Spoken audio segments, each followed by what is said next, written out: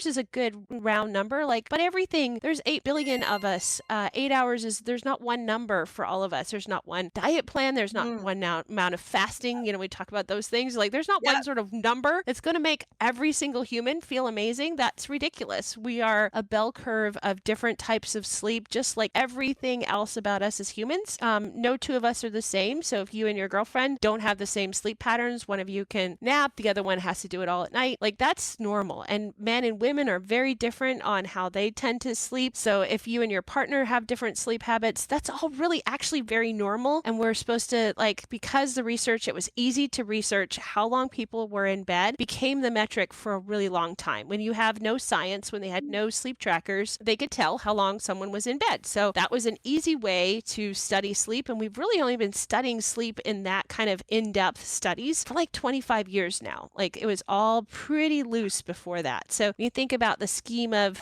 sort of research into what we do, sleep is really baby in its research and what we know about how it works. And so it's important to think that all of that studies, that 8 hours in bed, comes from all we could do is watch you sleep and tell you if you were sleeping 8 hours, then, well, that must have been good. So that's where some of those metrics come from. But it's really the really basic end of the science. Once you start looking into the last 5 years, people are going to talk about deep sleep and REM sleep and quality metrics of sleep much more in those studies, because they could start to measure that using sleep tracking and brain waves and those kind of things while people were sleeping. And it wasn't as possible 25 years ago.